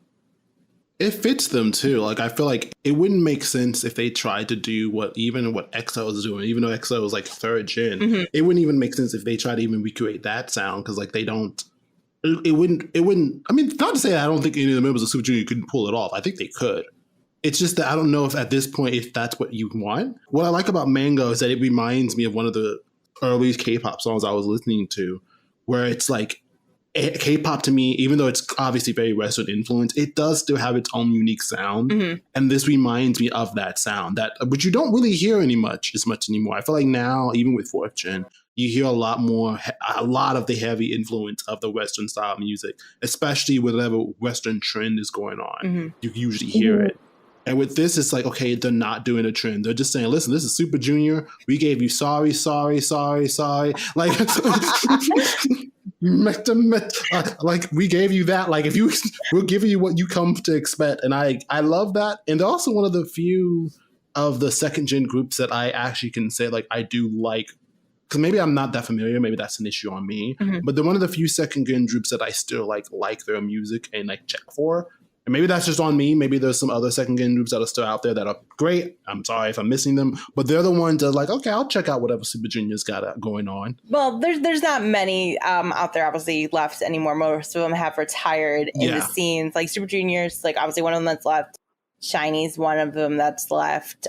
SHINee second gen? Oh god. Yeah, SHINee's second gen. Yes, holy hell. Yeah, SHINee's second gen, which is crazy to think about. I will say this, I like this better than House Party, than their last or I guess it's two albums ago now. House Party, they were definitely trying to do some fourth gen stuff with that when they had that rap breakdown, and that was questionable. Like hey, how you doing, fellow kids vibe is like, like the older groups trying to be like, get with the young kids. It's like that's kind of Yeah, like don't do that. Yeah, I think they've learned their lesson since since House Party. As much as House Party had a good message to it, because that was actually great. I had a great message too, and the rest of the song was great. But yeah, when they had that rap breakdown, it was very weird. Okay. I never heard House Party. I am listening to it now. Girl, what is this? What in the... Yeah. No, you're gonna do the rap breakdown with Hicho because that come out of nowhere. Yeah. Wait till you get. Like- yeah. Ooh. Like they're trying they try so hard to be like get with the young kids. Like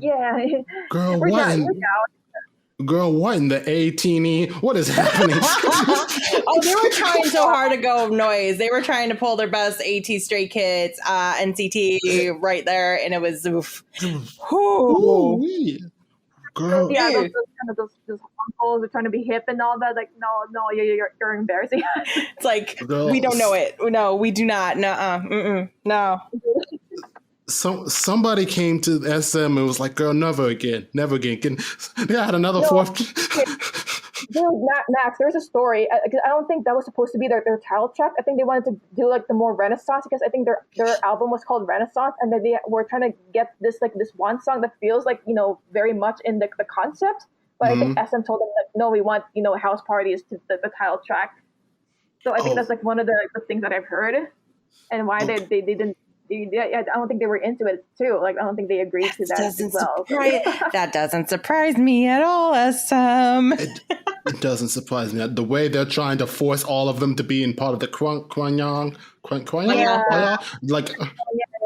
so that don't surprise me at all. But yes, it's definitely giving, hey, fellow kids, we can do it too. Okay. I like Mango more just because they're not doing whatever this was. Yeah. I just say comparison-wise, I'm glad I've introduced. I don't know if I'm glad I've introduced you to House Party now. Now I don't know. Girl, it was an experience. It was an experience that you gave me.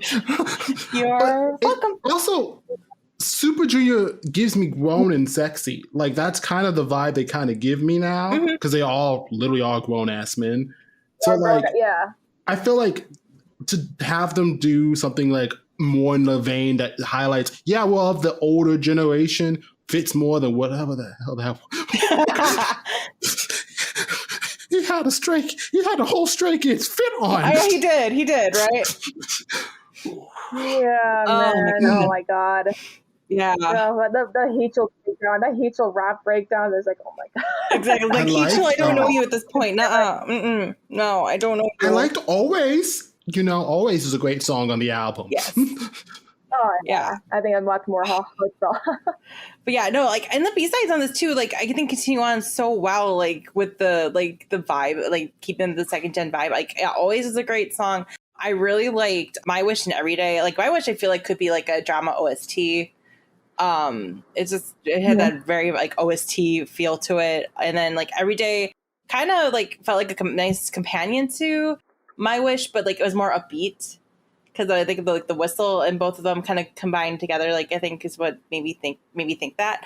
But I think I like Every Day a little bit more because it's so much fun. It's a fun like driving song in the summer for me. Both of y'all wrong. We should have gotten a House Party too with more rapping.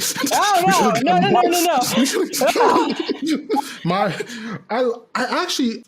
This is kind of like somewhat of a tangent, but I love when when the members of Super Juniors do ballads because I feel like all of them, whenever I see a Super Junior soloist, it's a ballad. I don't think I've ever seen them do, unless it's a collaboration. I don't see them usually doing like an upbeat song. So I really liked My Wish. I really like when they do, even though I can't, obviously I don't speak Korean, so I don't really get the meaning completely. I really just love the way it sounds. And it sounds like a second gen ballad too. It doesn't feel like the fourth gen ballads, which have some layer of EDM or something that's underneath it. Yeah, it's like almost on the similar level of like BTB when BTB does ballads as well. If you are into ballads, BTB is like your group. Like I'd say you also I think you'd really like Colin, which was their last from the last single album. I think you'd really like that because that was very much a ballad too.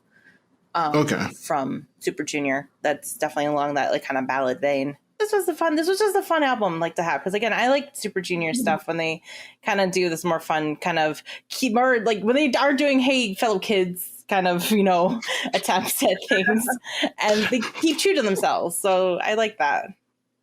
Yes, Yeah, they give us natural. grown and sexy, and not stray kids. They with like the hat, like putting their hat sideways and all that, with like the edgier, like fashion that they used to have within third gen. Yeah, except stray kids can handle stray kids just fine. I handled that enough in concert in Chicago. I definitely handled more than enough of that, actually. But let's move on to our final album of the week, and that is from Wednesday 7/13, and this is from the group SF9 with their newest album, The Wave of 9, I think is how it's done. I'm not sure how they did. Yeah, Wave of 9. Wave of 9. Yeah, I thought it was like the Wave OF9 because they put like the OF and 9 together. Like, is it OF9? Right, like SF9, but OF9. I mean, I guess. Oh. I guess cause if they do OF9, girl, just call it Wave of 9. Why are they trying to? Why K-pop companies got to be like this? I don't know. It could be because it technically kind of is a sub-unit, technically, in a sense, because it's only 6 of the 9 members of SF9 participating in this comeback. Because as we know and we talked on the show, the 2 oldest members, In-sung and Youngbin, are currently off in the military doing their military service. The 3rd member who's not participating in this comeback this cycle is Rowoon, because Rowoon has just been like literally doing every single K-drama and movie out there right now. It feels like he be acting. He be acting. I still need to go watch tomorrow. I heard that's really good. So it's only 6 of the members of SF9 in this comeback with the title track Scream. Again, we're keeping up with this cute boy summer vibes. Cute boy summer, but you know how when it comes to SF9, I know you're not familiar with this group, Max, but when it comes to SF9, I really think of them as like that model. Yes. Like the high fashion model, type of concept for this group. Because they really excel in that, their last song Trauma, like they really show off a bit of that, not a voguing, but something that you would hear in a catwalk, so to say. Mm-hmm. Their style of music really fits with those types of with that genre. So like the Abercrombie and Fitch vibes. Slightly. Yes, exactly. Yeah, I just slightly. So they're definitely more like club voguey kind of vibes. Like they always have these club beats and stuff. Some of their older stuff like Now or Never, or even the last one, Trauma. They definitely thrive in those club beats. Yeah. Okay. So yeah, when I hear when I hear this a bit of that essence into this summer beach vibe, I was so amused because these 2 types of elements clash together. It's just wait a minute. It's kind of because I think the beats for their Scream title track is it's really high fashion catwalk anthem. Right. And then but it clashes so unfittingly with the summer beach concept. It's I really couldn't see it. I would enjoy if I listened to this, and I shouldn't have watched the music video because I was so thrown off with the visual. It's oh my gosh, they're in a beach and they have this really club type of fashion beat into it. It's I was just laughing. I was really laughing at the video, and then this is the type of vibe where it's SF9 is those type of guys who would unironically ask for 6 tickets to see the Barbie movie. Oh wow! Okay. This is what I'm hearing or what I'm seeing in the music video. Them in a beach. It kind of reminds me of the Venice beach from California, and then with that kind of that beat into it is okay, where's Barbie and Margot Robbie and Ryan Gosling's Barbie and Ken skating at the the background. That's what it's reminding me of. Yeah, you are not wrong. You're not wrong whatsoever with this kind of vibe. No, especially at the end of their final dance breakdown or their final dance outro has them in this really expensive looking tuxedos and they're still dancing in the beach. It's wait a minute. I don't think you can dance with those suits in the beach. Yeah, they have because I'm not gonna lie, the set reminded me a lot of The Boys Thrill Ride. When the boys had that with the very beachy lifeguard kind of look with Thrill Ride. Yeah. The set reminded me a lot of that. Also reminded me a lot of that Pepsi collab song from last summer that had some members of Monsta X, some of the members of AT, some members of Brave Girls and Rain on it. The set reminded me a ton of that, just very summery, beachy vibe. And then you have these 6 men in these green tuxes. You have Taeyong with his shirt off, for crying out loud, because the man could not keep his shirt on for the life of him. I know. Jenny, not to mention, he just collaborated, or no, not collaborated, but he was with Kai. Don't tell me one of the this. performances. Don't tell me this. Please don't He tell was me. what? He was with Kai. No, that sounds like Satan. What? Any sentence that starts with "he was with Kai" is like, wait, the devil. What? Yes, yeah. I don't know if they performed together, or I think like Kai saw him perform, but they had a picture together recently, and I don't like that. I don't appreciate that. Like, those are two demons that do not need to, be together in one space. No. The disrespect on this man. I just don't want to see this photo. This sounds like disrespect's going to punch me in the face. I don't know. Yeah, like, okay, out of SF9, like, Taeyang is like the one, like, no. Yeah. I mean, the man killed me in Kingdom, still killing me now. Yeah, hi. So I don't know any of the names, but I know SF9 in terms of visuals, because they're one of those groups that, like, every time I see them, it's always, why is this one shirtless? Why is this one happening? Why is this one dancing like this? Like, so I'm assuming. Yeah.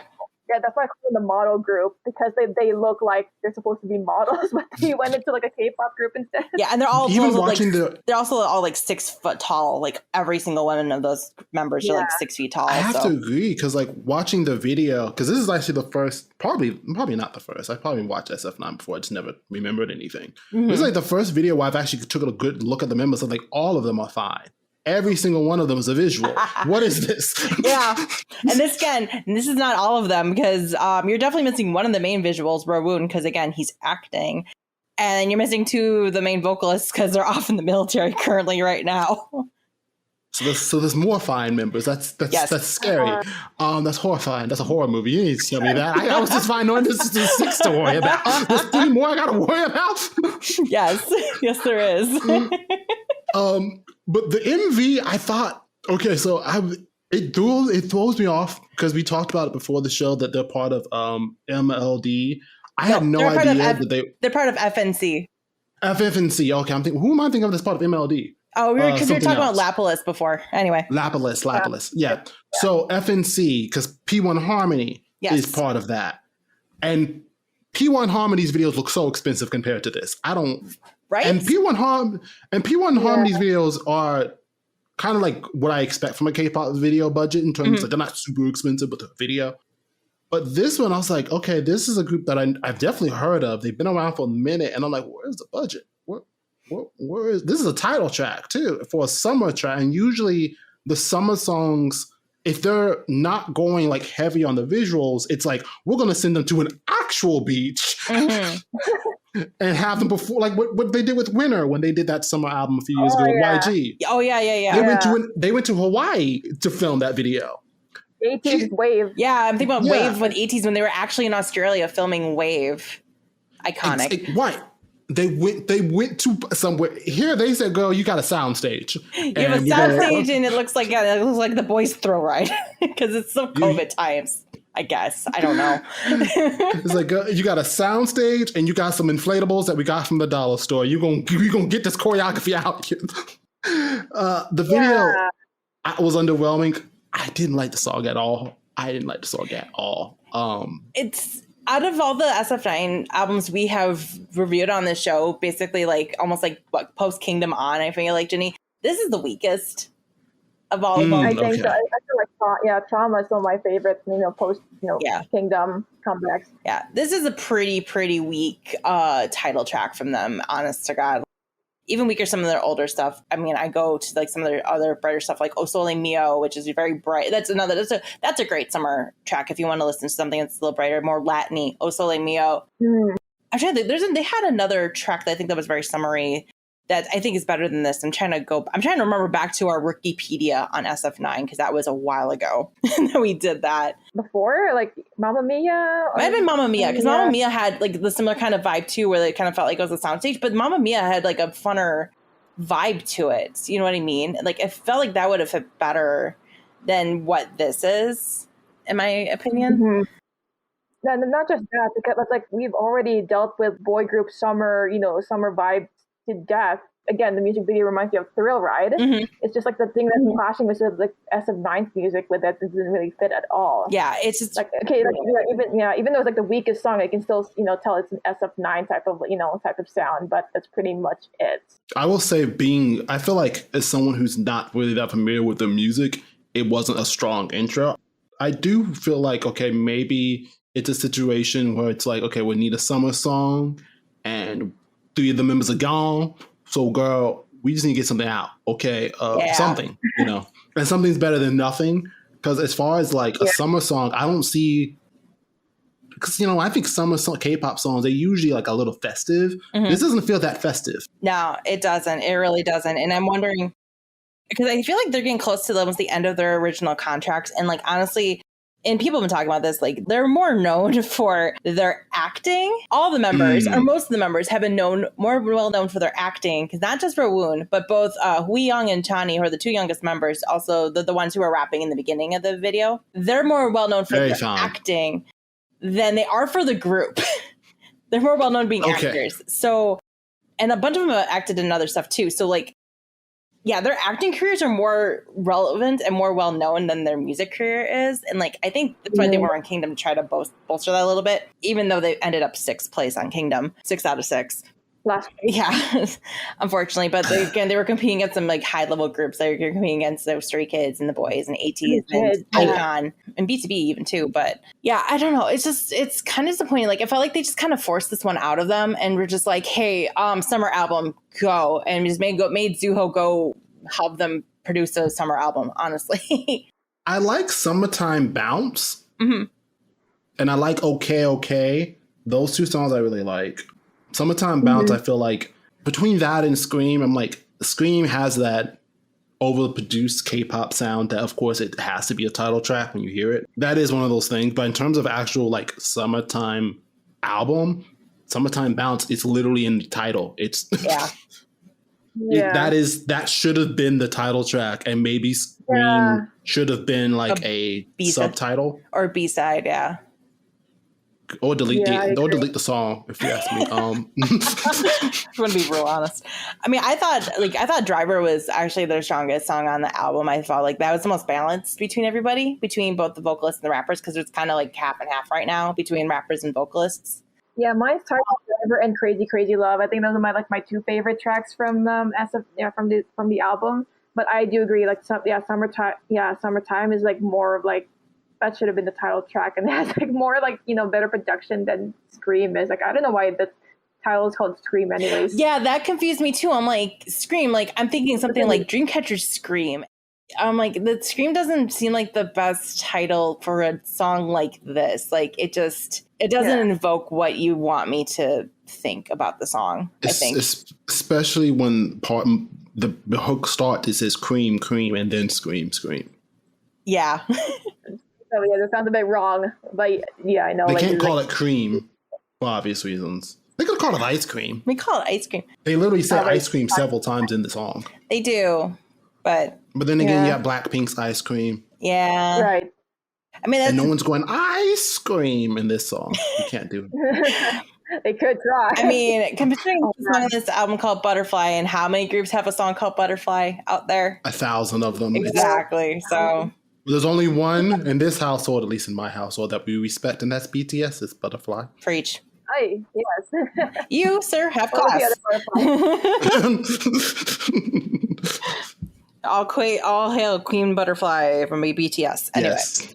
But yeah, I think, I don't know. This one I feel is a pass, honestly, for me. Like, if there's other summer tracks for SF9, I will go listen to them way before I'll go listen to Scream, honestly. Like, and I mean, honestly, I think we're seeing with the music video count, even on YouTube, like they haven't even cracked 1 million yet. And they're a Gen 3 group, and they're a relatively known Gen 3 group in Korea, and they haven't even cracked 1 million yet. Yeah, that's what's so sad about it is like, man, I don't know if they're gonna like renew their contracts. It's like, I like some of their songs, and I really like the group members and all that. I don't know if they're gonna be like continuing on after their contract's up. I know, and it's kind of disappointing, especially because this is a very steep drop after, what was the song that was competing against Answer? with SF9 that basically like blew them up back in the day. Good Guy. Like this is a tremendous drop from Good Guy because that was a song that like blew up everywhere in the beginning of 2020. And okay, so I have a question. This is an honest question. Oh, sorry, I interrupted you. Go ahead. My question is, do you think that SF9, I mean, I don't think it's likely because this seems like the type of comeback you do when you're not spending that much money on a group. Mm-hmm. Like that's what it looks like. It looks like the budget is going somewhere else. Yeah. Do you think if SF9, let's say in a Hail Mary, they all renewed their contract, would there still be that fanfare? Because it doesn't seem like the views. I'm an citizen, okay? I suffered through Stitcher, okay? We all did, okay? We all suffered through Stitcher, damn it. You know, so, but that still got millions of views, and there are still fans that watched it. They want a day song. They want a day song over NCT Dream. Or, NCT 127 wanted their day song. Oh, that's right. It did win the day song. I forgot about that. Yeah. It did somehow. But like, it's like, oh God, it did. Like, but with this, there doesn't seem to be that much fanfare, even looking at the views. Yeah. Does this group even have the ability to last past this contract? That's a good question. I'm kind of trying to give a like look at their like past like music videos and stuff like because Trauma is only sitting at like 4.6 million views currently online, which and I like Trauma a lot. Like Trauma, yeah, I mean, like I said, because like I said, Good Guy really blew up because like that was winning everything, which I may or may not be salty about that because again, it took away wins from Answer, but that's beside the point. Because Answer never got a win. I mean, I think they got their high point at Good Guy, and then they have really not been there since. And it's kind of sad, honestly. And like I said, they are they're more known for their acting than they are as a group. I just listened to Good Guy. I have heard this song. I actually like this song. Yeah. And I think to your point about them acting, that might be another issue too. If all your members are acting and they're all doing other stuff, they don't have time to really focus on music and like develop an album the way it should be developed. I don't know if they were acting before this comeback or if they were acting when they were preparing for it. But I wouldn't be surprised if you have a situation where people are literally recording their vocals separately instead of in a room as a group. Just because of how busy everyone's schedule is. Yeah. Oh, and K-dramas, they work them to death. Yeah. I mean, it wouldn't surprise me. I mean, actually, I was looking because I forgot the song, the summer song of theirs. I would compare that's probably better than this is Summer Breeze, which was the title track that came out after Good Guy, which was the summer 2020. Way better song. A lot more fun music. That was 2 years ago. Yeah, 2 years ago. So it was Summer Breeze. I prefer that title track way better than this one. So that's their highest I think I'm seeing with like 48 million. And since then, it's just been a dramatic drop off on their music videos, which is quite sad, actually. So yeah, and most likely SMC is gonna like make them like disband if nothing else. I wouldn't be surprised because the budget doesn't even seem there, and it also is one of those things too where like I'm looking at I looked at Cherry Bullet's video. That video, their last comeback looks kind of like they didn't spend no money on it. So I wonder if FNC has the money to be allocating on multiple groups because P1 Harmony's videos aren't the most expensive things. No. I mean, Cherry Bullet's video don't even look that good. I mean, heck, I think they've been filming both, like the last comeback for P1 Harmony, and I think this comeback I've been shot in LA while they were on tour. Yeah, it's been 6 months since their last comeback, it seems. Yeah, because like I know P1 I think the last comeback was filmed when they were on the first leg of their tour, and then now this one looks like they also shot in California or something. It looks like I'm not 100% sure. I'll have to wait till the video comes out next week. I don't know. I'm a little worried for SF9. They debuted in 2016, so their contracts are going to be coming due soon-ish.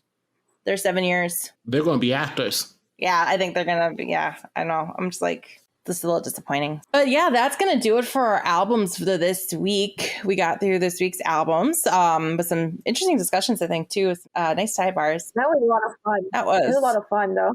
I had a lot of fun, too. Yeah. Thank you for inviting me. Of course. Yeah, It was definitely fun having you on the show. I know me and Jenny got a lot of big stuff coming up in the next episode here because, I mean, but as we're getting done with this episode today, recording wise, we have J-Hope's album, which yes, we will finally talk about more. I know some people have been clamoring about me talking about more.